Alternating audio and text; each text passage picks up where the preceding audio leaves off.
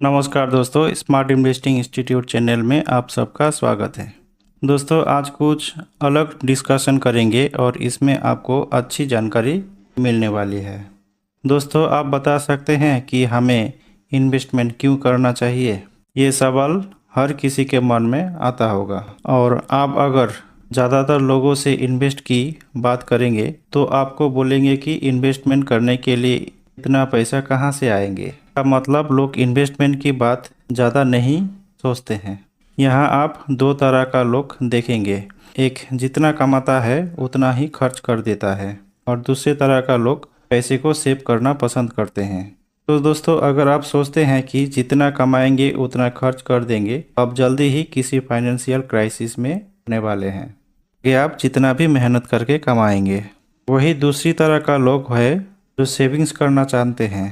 दोस्तों, सेविंग्स करना बहुत ही अच्छी आदत होते हैं और उनमें से ज़्यादातर लोग सेविंग्स को इन्वेस्ट नहीं करते हैं, कारण उनको ये पता ही नहीं होता है कि इन्वेस्टमेंट कहाँ करना है। कुछ लोग बैंक में पैसे को सेविंग्स करना ही इन्वेस्टमेंट समझते हैं। दोस्तों, क्या आपको पता है कि कॉस्ट ऑफ लिविंग हर साल 7 से 8% बढ़ता है? का मतलब कि 100 रुपये का कोई वस्तु एक साल बाद 107 या 108 रुपये का हो जाएंगे। बढ़ती महंगाई हमारे पैसे की वैल्यू को कम कर देती है। अब अगर अपने पैसे को सही जगह इन्वेस्ट करते हैं, इस समस्या से आप बाहर निकल सकते हैं।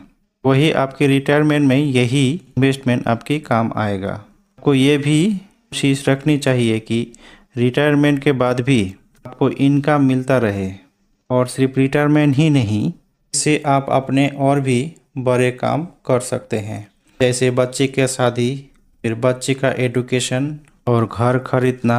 ये सब आप आसानी से कर पाएंगे। तो दोस्तों, अभी आपको पता चल चुका होगा कि लाइफ में पैसे को सेविंग्स और इन्वेस्टमेंट करना क्यों ज़रूरी होता है।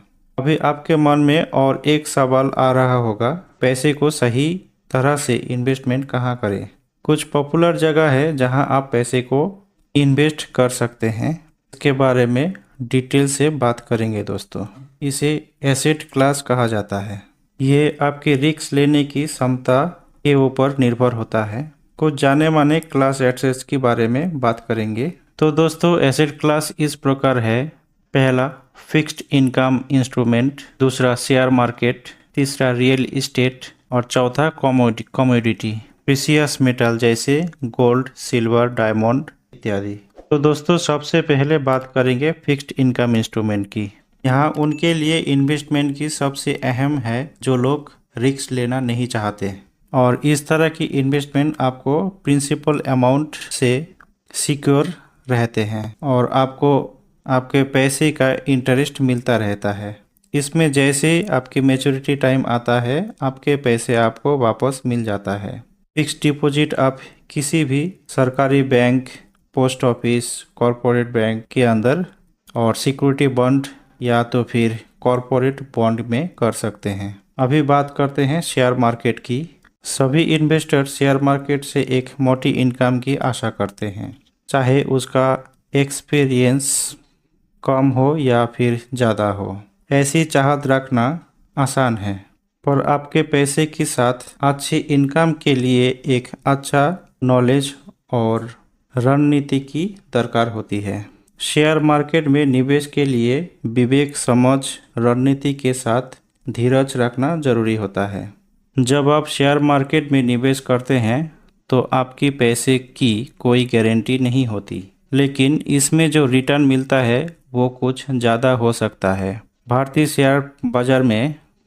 शेयर बाजार का रिटर्न पिछले 10 साल में 194% यानी कंपाउंड ग्रेड रेट के आसपास रहे हैं। अगर आप इक्विटी में निवेश 1 साल से ज़्यादा टाइम पीरियड के लिए करते हैं तो इक्विटी से रिडीम करने से 1 लाख मुनाफे तक का टैक्स नहीं लगता। 1 लाख से ऊपर के कमाई पर 10% का टैक्स लगता है। 1 अप्रैल 2018 से पहले इक्विटी से कमाई पे पूरी तरह से टैक्स फ्री था, लेकिन अभी भी ये टैक्स रेट दूसरे एसेट क्लास से कम ही है। नंबर 3 है रियल इस्टेट। रिटर्न कमाने के लिए रियल इस्टेट में निवेश लोग बहुत पहले से ही करते आए हैं। इसे ज़्यादातर लोग भरोसेमंद इन्वेस्टमेंट मानता है। रियल इस्टेट में निवेश दूसरा इन्वेस्टमेंट से काफ़ी अलग है, क्योंकि घर खरीदना बड़ा आर्थिक फैसला होता है जिसमें कई बार जीवन भर की कमाई लग जाती है। इसीलिए प्रॉपर्टी की संबंध में कोई भी फैसला लेते समय मन की जगह दिमाग से निर्णय लेना चाहिए। बेमतलब की चमक धमक और दिखावे से बचना चाहिए और अपनी ज़रूरतों को देख के फैसला लेना चाहिए, और इसी में आप अच्छा रिटर्न की उम्मीद कर सकते हैं। इस निवेश से दो तरह की कमाई हो सकती है। एक तो रेंट से कमाई हो सकती है और दूसरा कमाई प्रॉपर्टी की कीमत बढ़ने से होती है। जमीन जायदाद या रियल इस्टेट में निवेश करने के लिए एक साथ बड़ा फंड की ज़रूरत पड़ती है, और इस तरह की निवेश से निकलने के लिए काफ़ी वक्त लग जाता है। जमीन जायदाद आप कभी भी बेच या खरीद नहीं सकते हैं।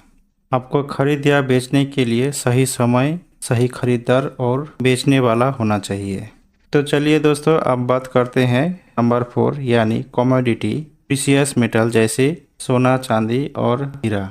सोना और चांदी के गहनों में भी निवेश कर सकते हैं। ये एक पारंपरिक तरीकों में से एक है। सोना दुनिया की सबसे कीमती धातु में से एक माना जाता है। भले ही इसे मुद्रा के रूप में इस्तेमाल नहीं किया जाता, लेकिन ये धातु कई देशों में अर्थव्यवस्था में अहम भूमिका निभाता आया है। लॉन्ग टर्म इन्वेस्ट के रूप में सोना काफ़ी पॉपुलर है। इसमें निवेश करने से 8 या 9% का रिटर्न मिलता है। इसमें आप गहने खरीद कर भी निवेश कर सकते हैं। तो दोस्तों, अगर आप 1000 रुपये करके हर महीने 25 साल तक फिक्स्ड इनकम, इक्विटी और कमोडिटी में इन्वेस्ट करते हैं, जानते हैं कि कितने पैसे होंगे। अगर आप फिक्स्ड इनकम में निवेश करते हैं और रिटर्न 8% का मिलता है, तो 15 लाख जितना रिटर्न मिलेंगे। इक्विटी में 30 साल के लिए अगर आप निवेश करते हैं और रिटर्न 15% का मिल जाता है, तो 70 लाख का रिटर्न मिल जाता है। वही सोने में 8% का रिटर्न अगर मिलता है, तो 15 लाख रुपए का रिटर्न मिलेंगे। तो दोस्तों, ये साफ है कि इक्विटी में निवेश करने से आपको ज़्यादा रिटर्न मिलता है यदि आप लंबे समय तक इसमें निवेश करते हैं। तो दोस्तों, वीडियो पसंद आया तो लाइक ज़रूर करें, और चैनल पे नए हैं तो सब्सक्राइब ज़रूर करें दोस्तों। जय हिंद, जय भारत।